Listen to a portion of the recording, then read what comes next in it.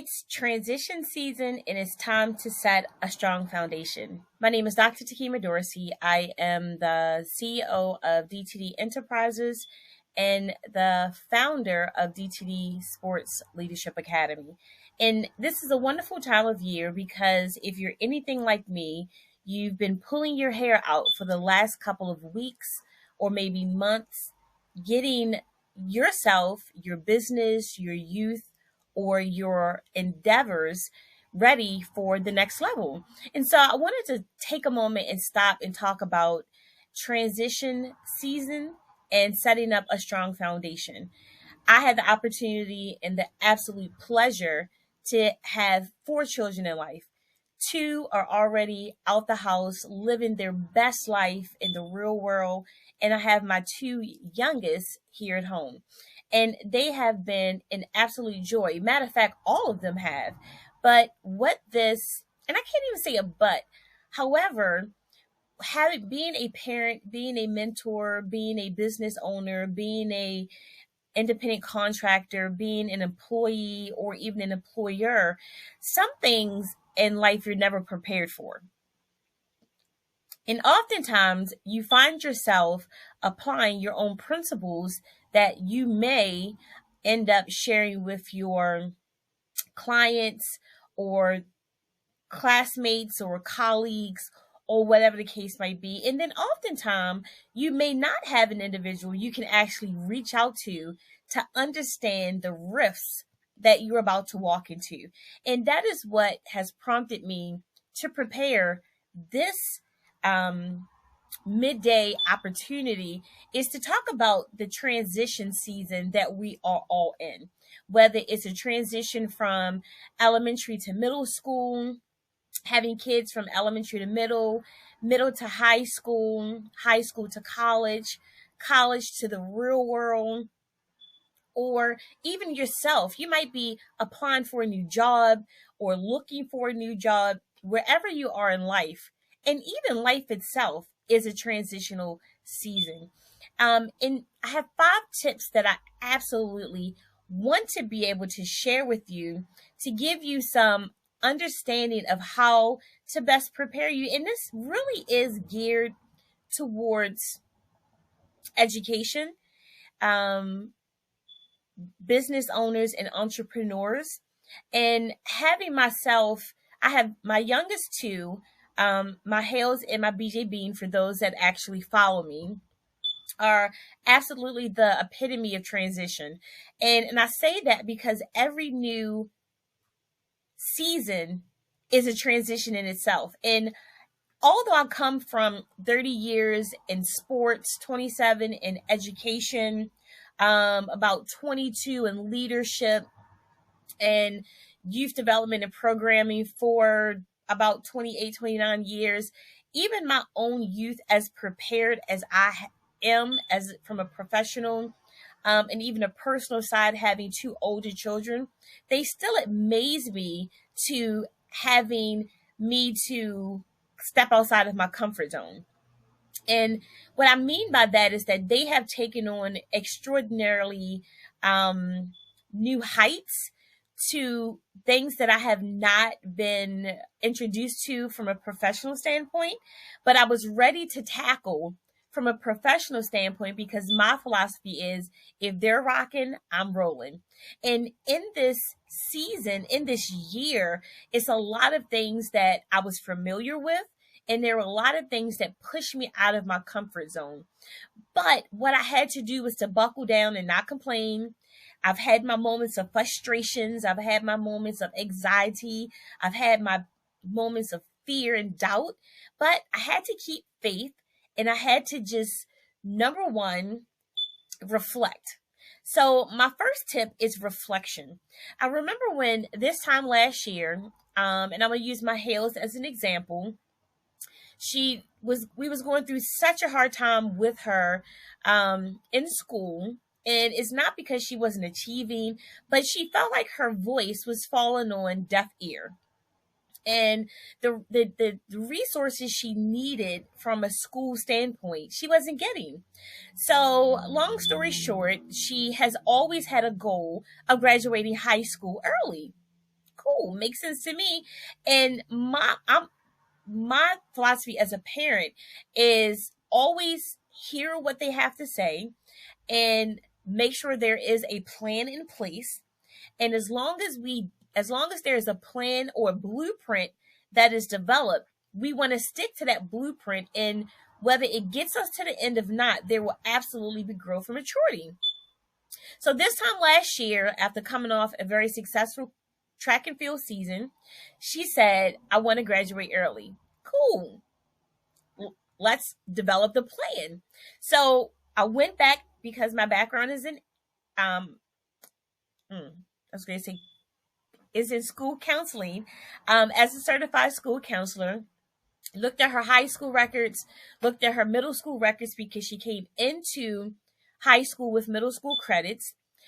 She had already taken credits from Ed to Go through our programming, and she was already enrolled as a dual enrolled student, but hadn't started courses yet. So I developed a plan, emailed it to her school counselor, and wanted to see would she be considered as an early graduate candidate. The answer was yes. And so her blueprint, her plan, her rocking and me rolling went into effect. She started CCBC last summer. Over the summer, she had to take her placement test. But then at the same time, here come my BJ Bean. Fresh out of middle school at the time, graduating at the top of his class. And so his sister is starting CCBC as a dual enrolled student. He hadn't even started high school yet, and here he is starting college. So we roll into the summer semester with a plan in place. We get through the summer. She's now going into the fall. He's now going into the fall. Then we go through first quarter, second quarter, third quarter, fourth quarter, but not just as a high school student for both of them, but also as dual enrolled students. And I remember when we received Haley's transcript from her school, her overall grade point average dipped. And as a school counselor, having worked in graduating the class of 2000 and working with higher education and also being a professor on higher education, I knew how important at least a piece of the puzzle, the grade point average, served. Remember, only a piece. And normally it would not look favorable because there was such a dip from 9th grade or 10th grade to now her senior year. However, she had a very well-rounded resume. And so long story short, we went through first quarter. Her dream school was Hampton University. She didn't make it based off her overall grade point average from the year before, but we knew, speaking to admission counselors, they would consider first quarter grades. At the same time, she was a full-time high school student and a full-time college student because a few courses she didn't get, and by her skipping years from a sophomore to a senior, she had to take on a college level as a dual enrolled student. And she got through first quarter, wonderful grades, decided to go into winter session for CCBC. If you've never taken a accelerated 4-week course in a college over winter break, it is no joke. But her and her brother got through it. We remembering originally not getting into Hampton, but she finally got it December 19th. She has been a young lady that has, in the sport of triathlon, has one of the only one in the world who has gone from elementary to middle to high. Her aspirations was to compete collegiately in the NCAA women's varsity triathlon program for the Hampton University. We went down there, we did visits. Her number one goal from what we gathered is that she had to get in. She got in, and things still didn't move. So all of these opportunities were coming for other colleges. She was getting merit scholarships that were unheard of for a student at that point, at the end of her sophomore year, with a 2.79 unweighted, but a 3.7 weighted grade point average. I mean, a scholarship offers was rolling off the table, but not from her dream school. Nor was the NCAA program discussion in terms of official recruitment moving. So we ended up going, keep going, keep going. She also lives with a keratoconus eye disease, which took its toll this year. So this year was filled with nothing but positives, setbacks, but we were holding on to faith. In each quarter, we ran into roadblocks. We had to reflect on the previous semester and the previous quarter and all of the positive accolades that was coming in to help her understand that she was on the right path. And then the same thing with my BJ Bean as a student teaching his school how to graduate a student 2 years early, starting college before high school, being a full-time high school student and a full-time college student. And so throughout this year, as a parent, it was extremely challenging. It was, again, highs, lows, and pitfalls. But the number one thing that I had to hold on to as a parent, helping, rolling with my youth that were rocking their blueprints, me keeping a level head, me keeping my sanity in place, and making sure everyone did not skip a beat, was to reflect in faith. And that reflection, and it was one opportunity that I want to share with you that really brought the reflection full circle for me. So we applied to a lot of schools through the Common Black College application, where you can pay $20 to apply to 67 HBCUs. We also applied to the Common app. And the Common application is not geared towards HBCUs, it's geared towards any school. Haley's original major was business, but her business, Hales as Enterprises, one of her number one services is photography. So I remember helping to set up the Common app, and I chose Spelman. And if you know anything about Spelman and Morehouse's history, it's very hard to get into. Just ask anyone, waitlisted, accepted, or even alumni. And Spelman, unfortunately, didn't have business, but they had her number one choice, which was photography, which she's been doing for the last 3.5 years. And decisions for Spelman came out on December 31st. And I remember sitting in White Marsh. My BJ and Haley are part of Top Teams of America Baltimore chapter. They were doing a meetup event, and the decision was released at 5 p.m. on December 31st. I was sitting in a car. Haley went out to get her brother, who was ice skating with the other top teams, and the decision came through, and I lit up like I was the one that was accepted. Now, mind you, at this point, Haley had about $600,000 in merit scholarships from all of these other schools, and there was no financial aid offer from Spelman. So when we started looking at packages right after the holidays, of course, it's Haley's opportunities. We were waiting for Hampton to come through.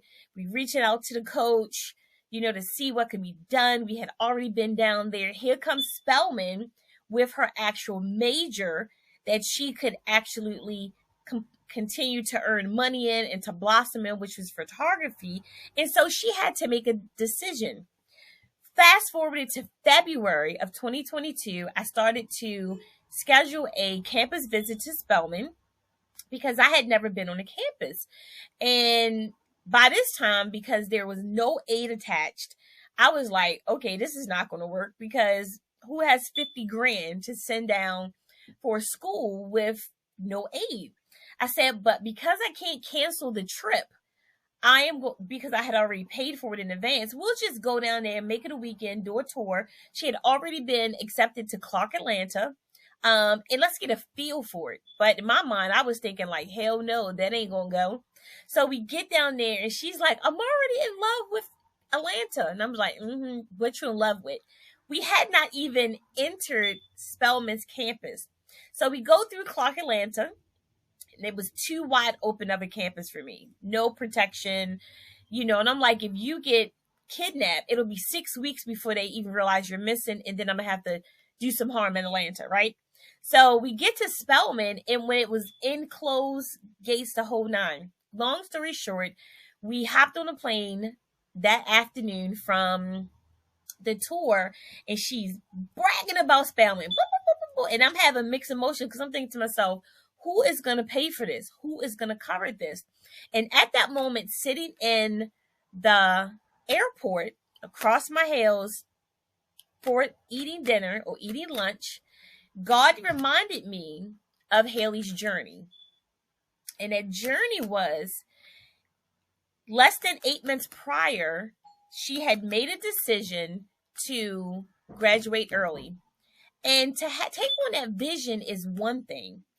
To achieve it and put it into motion and being so close was another thing. But that wasn't even the icing on the cake. God had shown me that Takima, with a 2.9 grade point average and a 3 unweighted and a 3.7 overall weighted, full-time student at school and a full-time student at her local community college, which was not factored into her merit scholarships, Haley had already reached the $1 million mark plus in February. So I had to reflect on the journey of the foundation that we have been working on over those years. And I simply said to Haley, if this is your school and it's according to God's will, it will work itself out, right? So here comes, and she could still see the uncertainty in my face, but I'm true to my words. I said, we'll walk away from here and we'll apply to every single scholarship and opportunity that will come down the pike. And if it's meant to be, it will be. We continued to apply, even for an Army ROTC scholarship. And she's never taken ROTC, and luckily she won. She got it. But her ROTC scholarship only covers her sophomore, junior, and senior year, right? So we still got the freshman year to worry about. Cool. We're going to continue to use the momentum that God has shown us in terms of favor and continue things moving forward. And that's my message to you, is that during your season of transition, don't allow the barriers, don't allow the naysayers, don't allow what's in front of you to appear as a crutch to what isn't possible. Because when we started this transition journey from a sophomore to a senior, with her graduating a year early, when I looked at that grade point average in her transcript, my heart fell. As an educator on both sides, including higher education, I was uncertain. That first college acceptance from my alumni came in on August 31st, even before her first day of high school. And less than 6 months later, she had earned over $1.2 million in merit scholarships. And that favor God had shown, that reflection in that journey, has helped us to keep pushing forward. So that's my comment to you on tip number 1, reflection and faith. Have that reflection, write down, play it in your mind, keep a running tab, have an understanding of the highs and lows, develop your vision board, see what's working and not working. And the one thing that I can share, that I did this for the first time ever, because I'm not a very public person when it comes to my kids' journeys. Like, I might post here and there, or it might be sports, very rarely athletics, or as many things that they're in and involved in leadership and community service. It's hard to really push. This year, I decided to, from day one, to document Haley's journey. And I documented the journey because I knew it was going to be a unique one, with hopes that it would motivate and inspire others. And actually, it has on so many levels.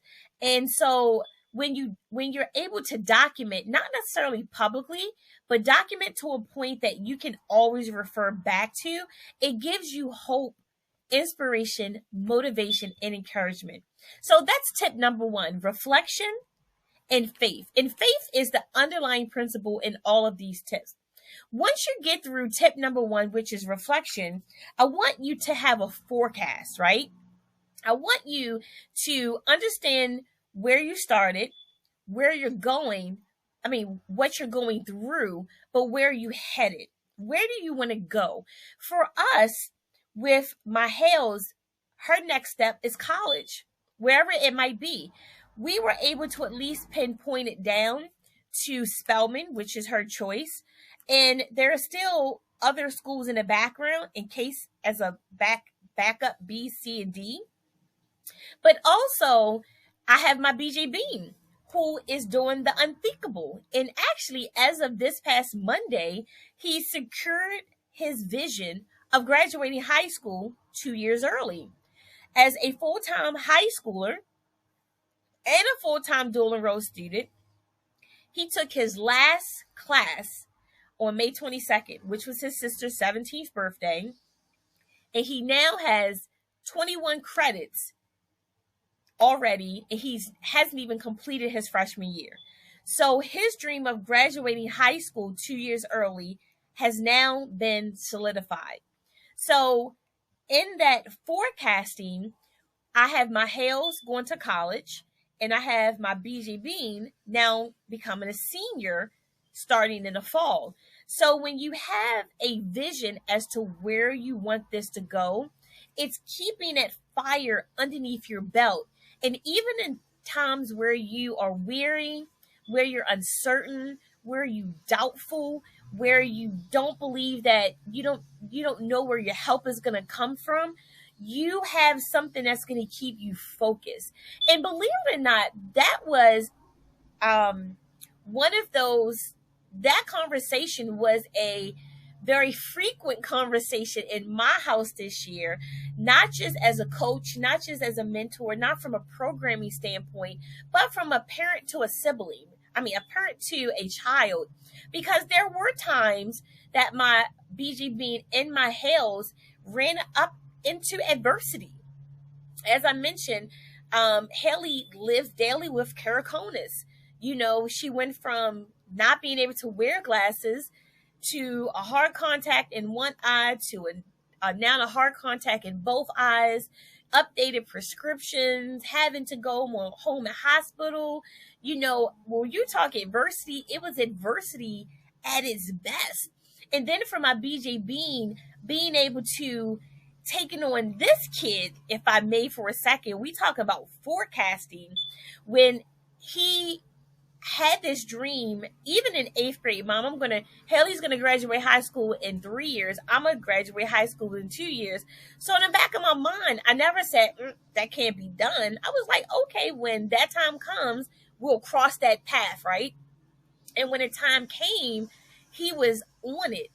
Now, we all think our kids are brilliant, and we should, but I did not realize how brilliant this kid was until he took his entrance exam for CCBC and his P-SATs. It scored in 1100.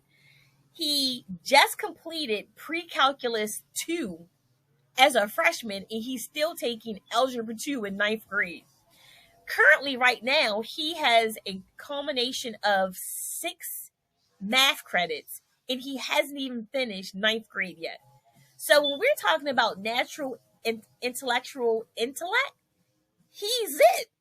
And then he also took his SATs and scored in 1100. So now it's official. So when we're thinking about his forecasting, there were times, as well as Haley, they weren't so confident. They weren't so gung-ho. They ran into a stalemate because their classes were difficult, or they may have fallen behind, or they were kind of in the midst of their journey. And as a parent, my job was to come in and help them see the end results with giving them an option of pulling back, especially my BJ. I have discussions with him often. Is graduating high school 2 years early really what you want? Because you don't have to take these classes right now. You have more than enough math classes. You can get hired by BCPS to teach pre-calculus, geometry, algebra 2, math 083, 165, 125, and some more stuff. And he said, "Nope, Mom, this is what I want." So in your transition season, forecast. So when you have a goal in that blueprint, you use tip number 1, which is reflection, underlined by faith. You want to have tip number 2, which is forecasting, thinking and planning ahead. And when you're able to enjoy and learn from the plot process, you run into tip number 3. And tip number 3 are lessons learned. There are so many lessons learned this year alone that my eyes were open, my patience level was tested, my advocacy level went to Pluto, and even in terms of balancing me as a person of who I am as a professional in the terms of school counseling and education and leadership and community engagement and resources and people I knew, it had to take me to a whole new height. And even learning resources out there that I was unfamiliar with, but because my kids were rocking in their blueprint and I was rolling as their wingman, I couldn't say no to not having and coming outside of my comfort zone because they were living their lessons to come outside of their comfort zones. So your tip number 3 is to understand during that reflection and forecasting, what were those lessons learned? I talked about doing tip number 1. When my Hales was so set on Spelman, which was great, what wasn't set on Spelman was that tuition. But I had to reflect at God's grace and mercy at that point from August with no college acceptances to now February with over 1.2 million in merit scholarship, that I had to have faith. And all the lessons learned along the way helped me to keep pushing. Not that I wasn't already a pusher and a goal setter and making it work, but my advocacy was on Pluto level. And I'll share this in lessons learned. And I want to take this back to an educational standpoint. And I can share it now publicly because my Hales is okay with it. In 9th grade, right about March of 2021, my Hale started understanding she had a processing memory concerns, and it was causing a dip in her grade. So of course everyone thought it was related to virtual learning, but as an educator I was able to kind of reach out to the support services team and have things reviewed to get some assistance in place for her, and a 504 was put into place. Sounds great. But then we ran into the vision problems that we didn't see coming, and the keratoconus disease was diagnosed that June. So the 504 plan seemed to have worked just a little. Her grades, the attention and everything. Plus, this was May of that year. So it was only a few weeks left in fourth quarter. The following year, unfortunately, none of her services in terms of support were implemented during her sophomore year, which led to her frustration and wanting to get out of high school a year early even more. So last year, which was the beginning of last year, which was her senior year, I decided to put in for an IEP assessment again, just to see how this year she could be supported better. And we were denied 8 times. Why? Because she was articulate, she dressed well, she could advocate for herself, and her end grades appear that she got it. What a battle this year was, right? And so the lessons learned this year for me, advocating for her educational endeavors with equity and fairness, had me to um, bring in an advocate. Even as an educator in a system for 30 years, I had to bring in an outside person to help me navigate these special education waters. And even to the point where we were downright being talked under and to, but I had to keep fighting because in the midst of this, could Haley, did Haley handle dual enrollment and high school at the same time? Yes. Einstein had a learning disability. Rosa Parks has a disability. Could she advocate and still be a productive member of society? Absolutely. That had nothing to do with the assistance she needed. She just worked really hard to make it look good because she wasn't getting the assistance in school as needed. Long story short, fighting that reflection during the 9th and 10th grade years as a parent, seeing the struggles she was going through with trying to make it work on her own and with additional tutoring assistance outside of school, led me to having to step outside my comfort zone to bring in resources. Long story short, February of this year, we got the testing that we looked for and we were hoping for, and it proved just what Haley identified 2 years ago. There is a specific area of downfall for her, which identifies as a disability, for her to get help. So tip number 3 in lessons learned, everything you go through as a parent, a business owner, a coach, a program director, a CEO, all give you lessons learned.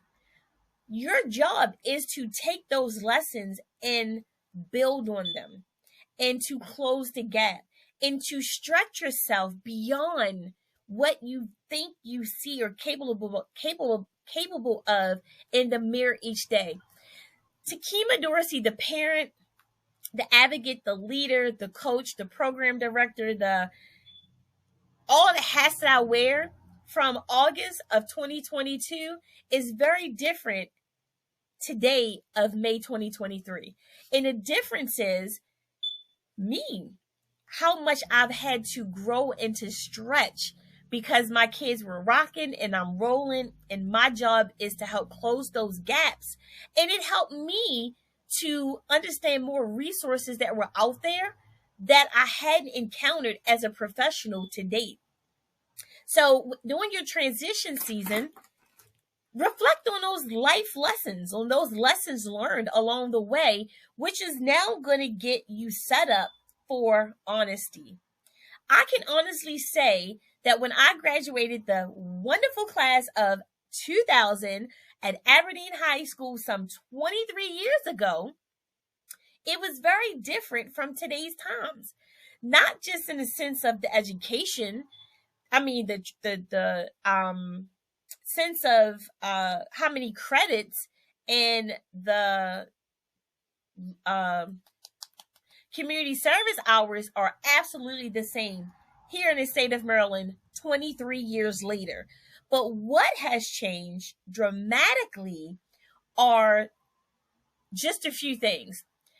The dual enrollment opportunity. That was not an option, at least in Harford County, back in 97 to 2008. The dual enrollment opportunity, if you have the resources to make it happen for your kids. And guess what? At least in Baltimore County, dual enrollment classes, if kids qualify, are free. So my students, my BJ and my Haley, were able to knock out their preliminary and even excel in certain courses that will transfer with them to their 4-year school. My honesty is that I had to be open to what I didn't know so that they can be blessed with the opportunities in front of them. Additionally, I had to be honest to ensure that I could make running them back and forth on sometimes different schedules to CCBC, Essex, Essex, Catonsville, and Dundalk over the span of the last year was going to be applicable for me. But they rocking, I'm rolling, and I made it work. Honesty was also understanding that I had to think outside the box in terms of resources with the Common Black College application, the Common Application, Naviance, the different letters of recommendations and how some schools prefer them versus clubs, so on and so forth. So the honesty, parent, guardian, program director, coach, business owner, side hustle, hobbyist, person that's thinking about launching a business, your honesty comes in from tip number 1, which is reflection, to tip number 2, which is forecast, tip number 3, which is lesson learned. What is in your purview that is already in your toolbox to make it work? Is it resources? Is it money? Is it funding? Is it your village? And what's outside of your purview that you need to let your ego and pride go in order for you to grow? Is it your village? Is it resources? Is it advocacy? Is it belief in self? Is it faith of a mustard seed? Is it just you? So honesty is where you really need to start once you go through tips 1 through 3. Be honest about where you are. And it's okay to say that you don't know everything. That is the number one pet peeve and crippling thing that we go through as individuals. We think that we can do it all. No, we can't. There are a lot of people that I've reached out to. I'm in groups where I learned, I added value, I receive value. I'm listening to individuals. I'm learning from their mistakes or their lessons that they're sharing. And that's where you know that you are being authentic, being very honest in your season of transition. And when you get through reflection, which is tip number 1, tip number 2, forecasting where you're going, tip number 3, which is those lessons learned during that process, your growth, and you get to a place of honesty, then you get to tip number 5, which is investment. Now, that investment could be in a number of things. It is completely up to you. As an educator, 30 plus years, I made an investment in a Common Black College application. $20 for 67 applications. 67 applications to HBCUs. Didn't know what was going to come out of it. Investing in time. I took the time to sit and write and apply for every opportunity that my Hales was a part of, and still doing collaboratively, independently, and making sure reviewing her work. There were times from an investment standpoint as a parent, we did, I started SAT prep with my kids before break, Christmas break. We bought the SAT book because that's what Hales wanted. And then I started applying and implementing SAT practice because as an educator, I could do just that. And I will say that $29.99 investment paid off, because when my Hales and BJ took their SATs in March of 2023, both their math jumped by 70 points, literally 70 points in math. And that was because I invested in the time with my own youth, because these were areas of weaknesses for them. And so investment is tip number 5. Where during this season of transition to the next chapter do you need to invest in? Now, we've heard of pro bono work or bartering. We're not in this, when you really want output and when you want change and you want to make a difference and you want to make sure that you're getting the bang for your buck, there you have to put an investment somewhere. And you invest in 3 ways: time, money, or time and money. There is no way to get in life ahead without one of those three. But there are always lessons learned along the way.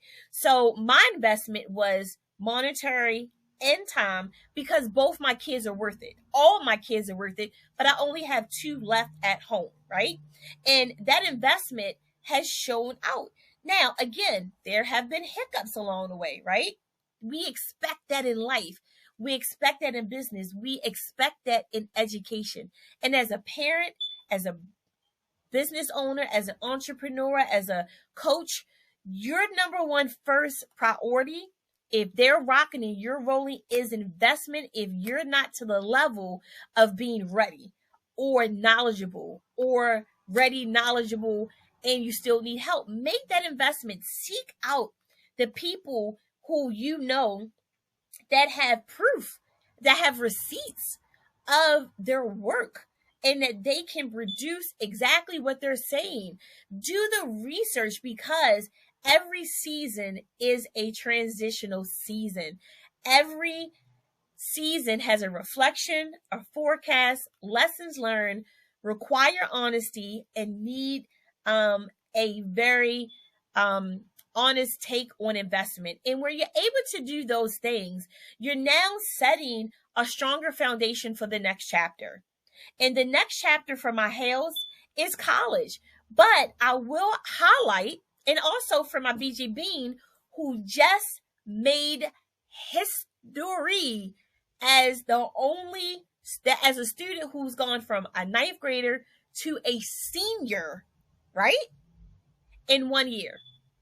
And that's because of his mama and her DTD Sports Leadership Academy for youth, right?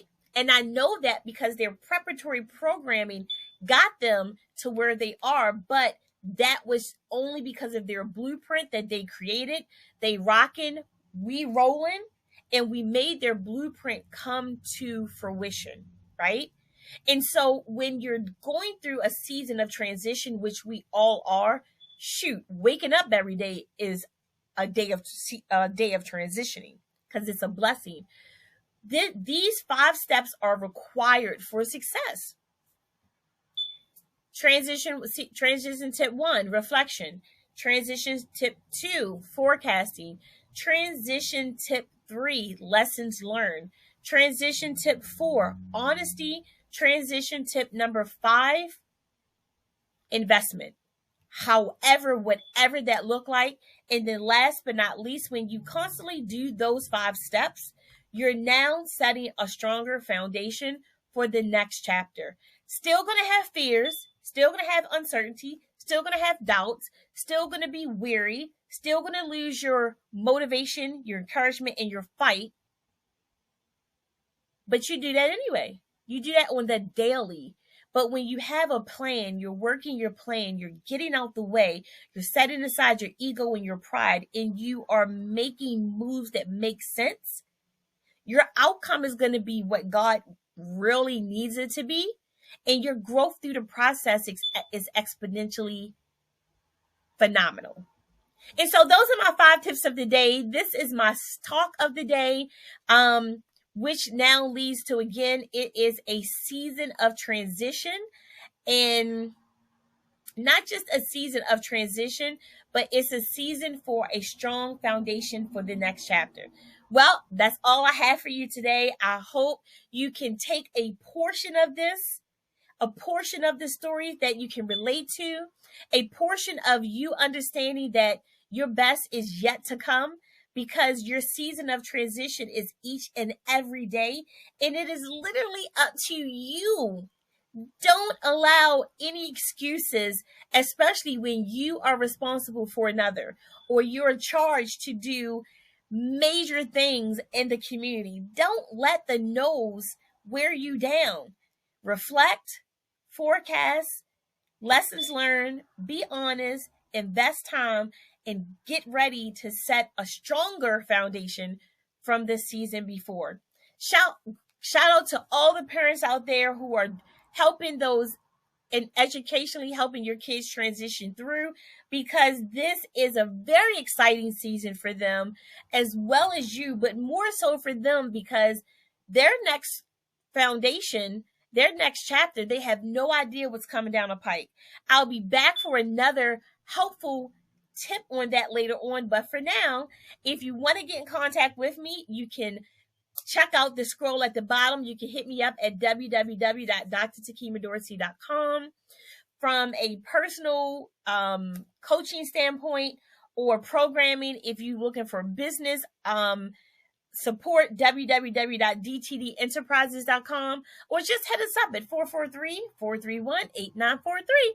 Until then, have a great day. And remember, it's transitional season time. It's transitional season, and it's time to set a strong foundation. Until then, have a phenomenal day.